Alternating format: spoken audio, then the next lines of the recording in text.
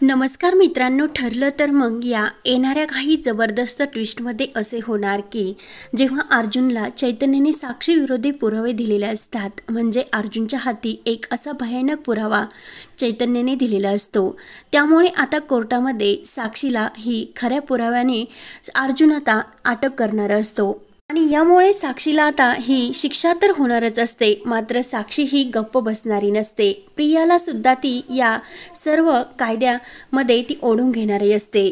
कोर्टामध्ये ही तिसरी केस चालू झालेली असते आणि जे जज साहेब असतात ते अर्जुनला केसची ओपनिंग करण्यासाठी सांगतात। तेव्हा आता अर्जुनने पहिल्यांदा काकूंला बोलावलेले असते आणि अर्जुन काकूंला विचारतो की पहिल्यापासून मला सांगा की आश्रमात असे काय काय घडले आणि ज्या दिवशी तो प्रकार घडला तो सविस्तर व्यवस्थित सांगा। काकू सांगतात की मधुभाऊंना आश्रमाचा कर भरायचा होता, त्यामुळे त्यांना एका माणसाकडून एक छोटीशी रक्कम भेटणार होती। मधुभाऊंनी फोन करून सांगितले होते की आश्रम वाचवण्यासाठी आपल्याला एक माणूस पैसे देणार, म्हणून तो आनंद साजरा करण्यासाठी सायलीने हे आश्रमामध्ये शिरा बनवलेला होता आणि त्याच वेळेस प्रियाने आम्हाला पिक्चर बघण्यासाठी आणि आम्ही बाहेर जावे यासाठी आम्हाला पिक्चरची तिकीट दिलेले होते।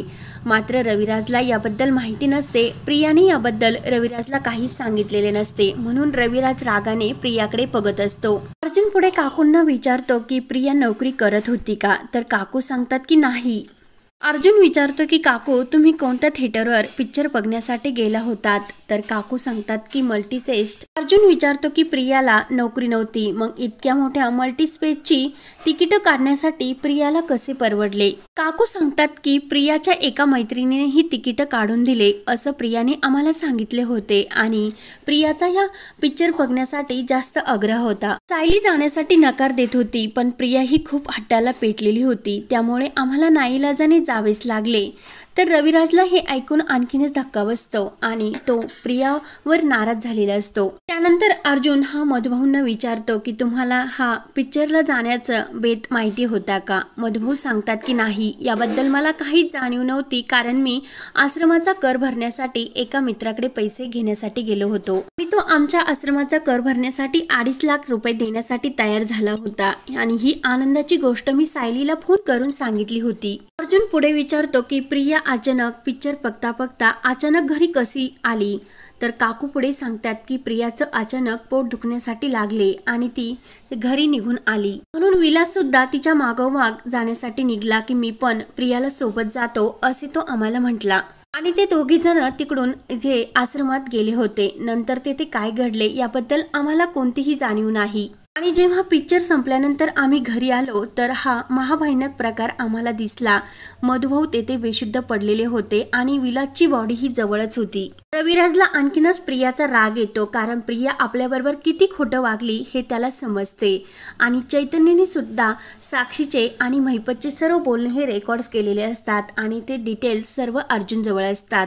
अर्जुन तो सुद्धा व्हिडिओ हा कोर्टासमोर सादर करतो। नागराज आणि साक्षी हे खूपच घाबरलेले असतात, कारण सर्व प्रिया विरोधी हे पुरावे सादर झालेले असतात। त्यानंतर अर्जुन काकांना हा बोलावतो। अर्जुन काकांना विचारतो की जी तिकीट प्रियाच्या मैत्रिणीने काढून दिली होती तिच्याबद्दल तुम्हाला काही माहिती होती का, ओळख होती का।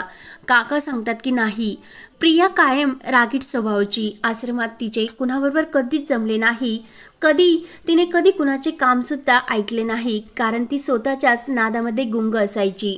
पण त्या दिवशी प्रियाने आमच्यासाठी चक्क पिक्चरची तिकीट काढून आणली, म्हणून आम्ही पिक्चर बघण्यासाठी निघून गेलो। यामागे प्रियाचा काय हेतू होता याबद्दल आम्हाला खरंच काही माहिती नव्हते। त्यानंतर पुढे मधुभाऊ प्रियाबद्दल सांगतात की प्रिया आश्रमात कधीच व्यवस्थित वागली नाही, कायम तिच्या मनाने ती यायची जायची, कधी कुणाचा तिने विचार सुद्धा केला नाही। सायली मात्र सर्वांना धरून राहायची, सर्वांच्या मनाचा ती विचार करायची। मात्र प्रिया आणि सायलीमध्ये खूप फरक होता। अर्जुनने प्रियाविरुद्ध खूप असे पुरावे कोर्टावरच सादर केलेले असतात, तर रविराज उभे राहतो आणि हे सर्व खोटं आहे असे सांगतो आणि मनात त्याला प्रियाचा मात्र खूप राग आलेला असतो। त्यानंतर साक्षीला कोर्टात बोलावले जाते। प्रिया म्हणत असते की या केसची माझा काही संबंध नाही, तिकिटाची सुद्धा मला माहिती नाही, कारण प्रियाना कोणी तिकीट काढून दिले याबद्दल सुद्धा मला कोणतीही जाणीव नव्हती आणि साक्षी मात्र प्रत्येक गोष्टीला नकार देत असते। तेव्हा प्रिया ही घाबरते आणि बोलून जाते की मला सर्व तिकीट ही साक्षीने काढून दिली होती। तर साक्षी आणखीनच घाबरते, कारण सर्व गेम हा पलटलेला असतो। तर रविराज समोर सुद्धा प्रियाने हे कबूल केलेले असते आणि प्रियाने मला हे का सांगितले नसेल की साक्षीने तिला ही तिकीट काढून दिले होते। तेव्हा रविराजला आणखीनच राग येतो। त्यानंतर इकडे अर्जुन सांगतो की ही तिकीट ऑनलाईन ट्रान्झॅक्शनवर काढली गेलेली आहे आणि हे सिद्ध सुद्धा झाले। तेव्हा मात्र अर्जुनने जे चैतन्यने त्याला व्हिडिओ दिलेले असतात साक्षी विरोधी, ते लगेच अर्जुन कोर्टासमोर सादर करतो आणि साक्षीचा पूर्ण असा घाबरलेपणा झालेला असतो आणि प्रिया सुद्धा ही तिच्या पायाखालची जमीनच हदरते। साक्षीला खूप मोठा धक्का बसतो, कारण चैतन्यने आज तिच्या विरुद्ध चक्क पुरावा दिलेला असतो। तर साक्षीला वाटते की आपण चैतन्याला गुंडाळण्याचा खूप प्रयत्न केला, पण चैतन्य हा नागासारखा आपल्यावरच उलटला। आणि त्यानंतर अर्जुनने रिएक्रेशनला प्रियाची जी सुनावणी केलेली असते त्यामध्ये सुद्धा प्रियाचे हे जे स्पीच पुन्हा बदललेले असतात, कारण अर्जुनने जे काही 2 कॉन्स्टेबल हे विलास आणि मधुभाऊ असे उभे केलेले असतात आणि प्रियाला विचारलेले असते की प्रिया, जेव्हा आश्रमामध्ये हा मधुभाऊ आणि विलास हे उभे होते आणि तू नेमकं कुठे होती, तर प्रियाने हे वेगळ्याच दिशेने सांगितलेले असते की मी विरुद्ध बाजूला होते आणि मागे काय झाले ते मला माहिती नव्हते। तर अर्जुनने हा मुद्दा एक पॉइंट पकडलेला असतो आणि प्रियाला 2 असे पुरावे प्रियाविरुद्ध अर्जुनने कोर्टामध्ये सादर केलेले असतात। आणि प्रियाने जे सांगितलेले असते, तर अर्जुन प्रियाला म्हणत असतो की तुम्ही तर अगोदर कोर्टामध्ये सांगितले होते की तुम्ही एका कपाटामागे लपलेल्या होत्या। मग तर प्रियाला हे आणखीन खोटं सत्य सांगावे लागते।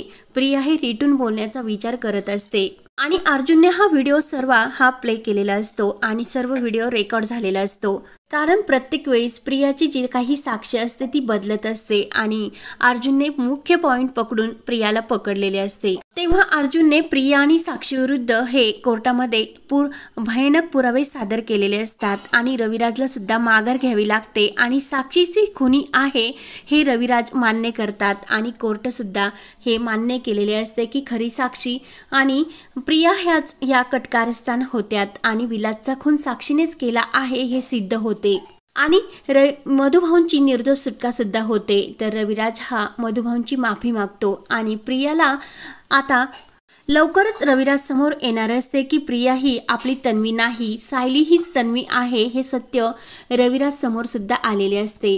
तर प्रियाला शिक्षा होणार का आणि प्रिया रविराजला हे सत्य सुभेदारांच्या घरी सांगून देणार का आणि नवीन काय असा प्लॅन ती खेळणार हे पाहण्यासाठी आपल्या चॅनलला नक्की सबस्क्राईब करत राहा।